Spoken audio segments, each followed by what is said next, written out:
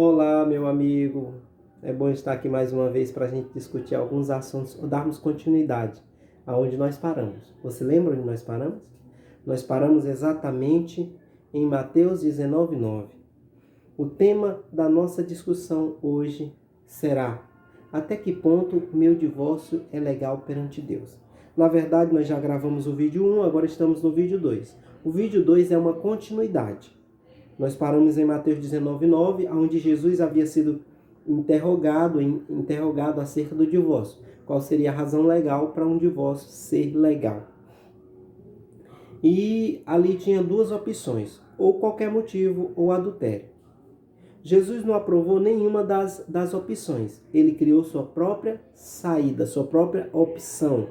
E a opção gerada por Cristo era uma opção a qual até então eles não estavam familiarizados.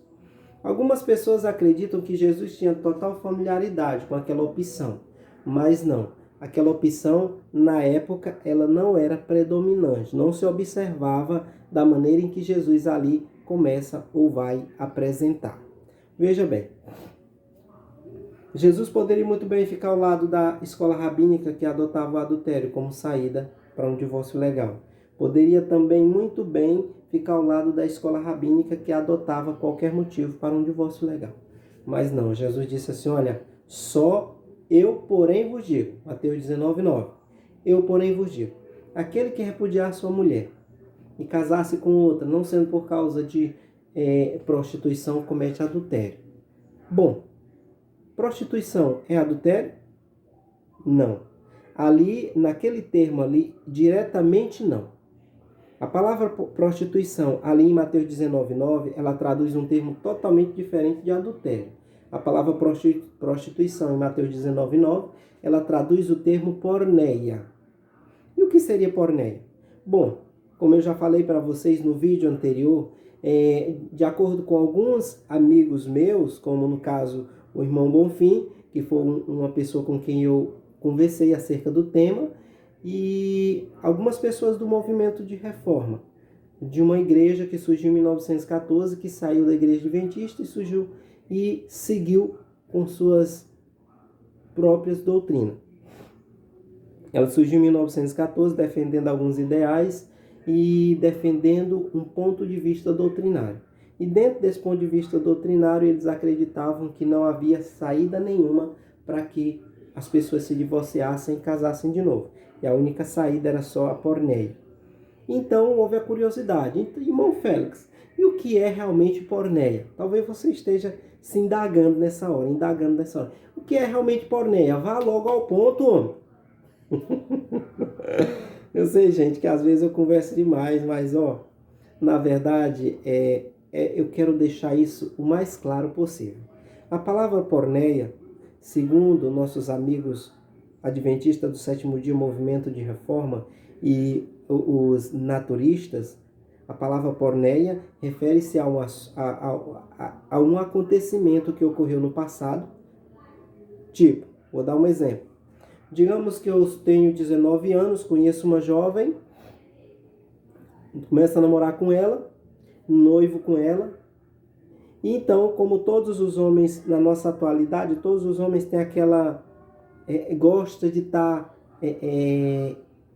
se adiantando no relacionamento. Se adiantando no relacionamento, ou a palavra mais adequada seria tentando tirar alguma vantagem da moça no relacionamento. E algumas moças, elas dizem assim, não, só no casamento, na noite nupcial.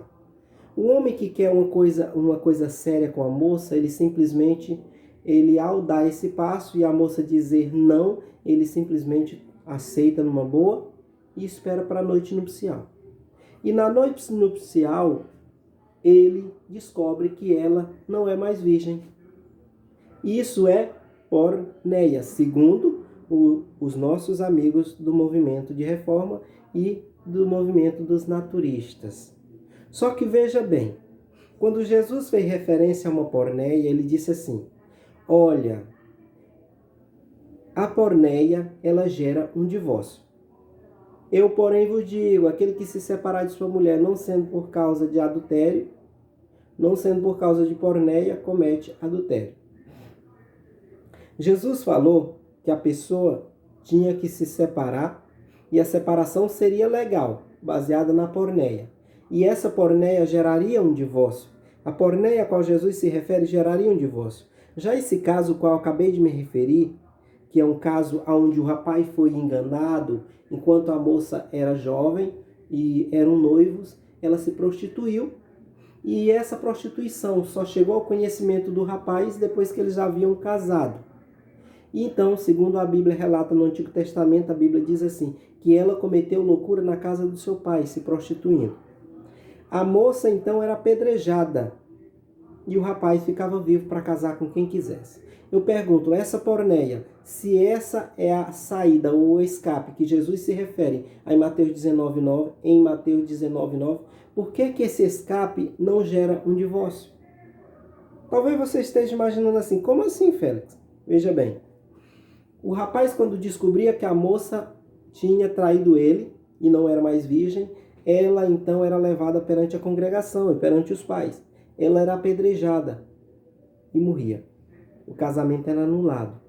Se esse caso acontecer hoje, como já tem acontecido em muitos casos, muitas vezes eu já presenciei casos semelhantes, a pessoa enganada tem respaldo do governo ou da lei para que ele leve perante as autoridades o caso e então o casamento é anulado.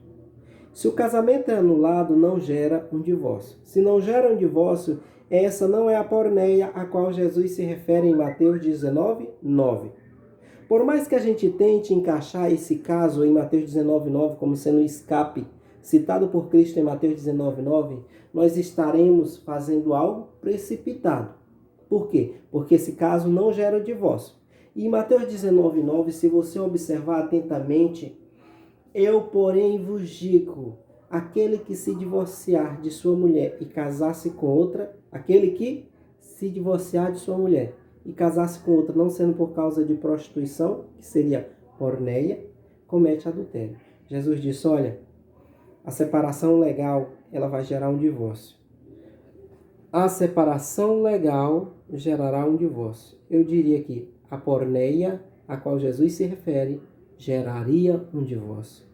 Só que, lamentavelmente, a porneia a qual os nossos amigos do movimento naturista e do movimento de reforma se referem, a qual está em Deuteronômio, ela não gera divórcio. Ela gera um anulamento ou uma anulação de casamento. Se o casamento é anulado, não há divórcio. Agora veja só. Mas, irmão Félix, talvez você esteja assim inquieto, perguntando, querendo saber, mas irmão Félix, me diga uma coisa, e o que é então porneia? O que seria porneia? Jesus, olhando para o futuro, ele percebeu que o assunto do casamento, ou a vida conjugal das pessoas, ou a vida sexual, seria o termo mais apropriado, se tornaria um caos. Ele percebeu então que vários tipos de relacionamento sexual se desenvolveriam com o passar do tempo. Jesus olhou para o futuro e viu a pedofilia, que é a união de um homem casado com uma criança. Jesus viu a zoofilia, que é a união de um homem casado ou de uma mulher casada com um animal.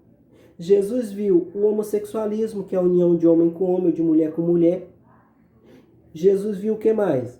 Jesus viu o incesto. O que é incesto? É a união digamos, um pai com um homem com sua sobrinha. É um incesto. É a união de parentes. É incesto.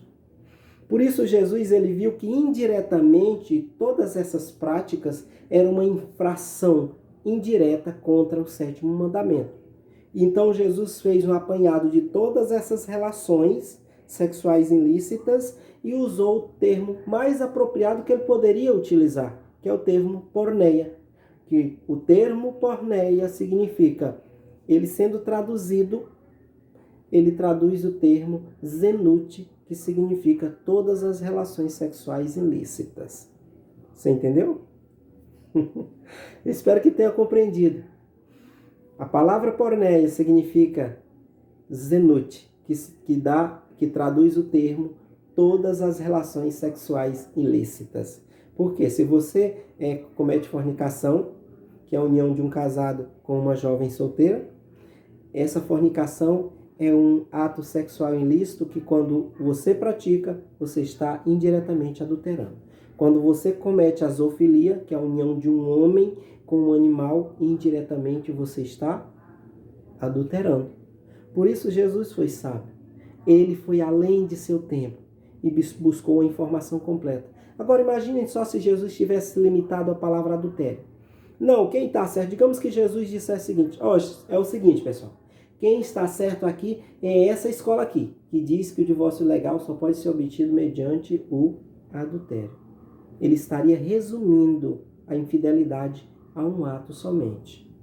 E Jesus não fez isso. Ele falou que infidelidade ou adultério, ele é muito mais do que a união de um homem casado com uma mulher que não seja a sua. Vai muito além disso. Por essa razão ele disse assim: qualquer homem que olhar para uma mulher com intenção ruim no coração ou maldosa, ele já adulterou com ela. Isso é para você ver até a amplitude desse termo porneia, ou do termo adultério. E agora veja só, algumas pessoas dizem assim: não, adultério não pode, mas se cometer adultério não pode casar de novo, porque a pessoa não morreu, e casamento é um contrato vitalício. Bom, para você que não sabe o que é um contrato vitalício é um contrato que só se desfaz com a morte. Contrato vitalício. Bem, eu pergunto para você, quer dizer então que a pessoa que adulterou, ela morre para ser rebatizada? Ela adulterou, gente. Ela adulterou, ela vai ser agora rebatizada. Ela passa por uma disciplina e então depois ela vai ser rebatizada. Quer dizer que ela vai ser rebatizada viva? Logicamente que não. Batismo significa sepultamento de alguém que morreu. E aquela pessoa que adulterou, ela morreu. E agora ela se arrependeu. E agora ela quer sepultar o velho homem. E agora você vai rebatizar ela. Sua igreja, a igreja dos naturistas, a igreja do movimento de reforma, ela rebatiza essa pessoa. Ela reconhece que ela morreu. Ela precisa se rebatizar, que é o ato de sepultar a pessoa que cometeu o adultério, porque ela morreu. Mas aí quando chega na questão, e aí, ela pode casar de novo? Aliás, a parte que ficou viva pode casar ou não pode? Não, não pode. Essa é a resposta que você ouve. Não pode porque não houve uma morte física. Quer dizer então que o que cometeu adultério morreu, só morreu para ser rebatizado.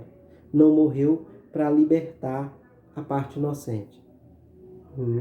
Eu vejo nisso tudo aí, parcialidade. E a palavra de Deus, ela não trata esses casos com parcialidade. Se ela morreu em um caso, ela deve morrer para todos. Se o adultério promove morte ao praticante de modo que requer dele um rebatismo, esse adultério também dá liberdade para a parte inocente. E é assim que nós acreditamos. A parte inocente, ela pode casar com quem quiser, contanto que seja no Senhor. Até lá, tenha uma boa noite, que Jesus abençoe a você e sua família. E para você que está vendo esse vídeo de dia, pela manhã ou pela tarde, tenha uma boa tarde ou um bom dia. Olha, compartilha esse vídeo, marca seus amigos. E se você tiver alguma pergunta relacionada ao tema, envia para mim, que eu tenho todo o prazer e todo o tempo do mundo para responder suas perguntas. Que Deus abençoe a você e sua família.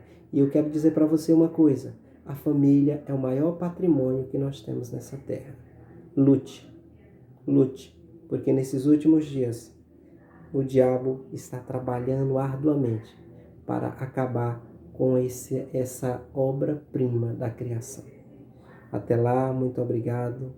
Que Jesus abençoe você e sua família.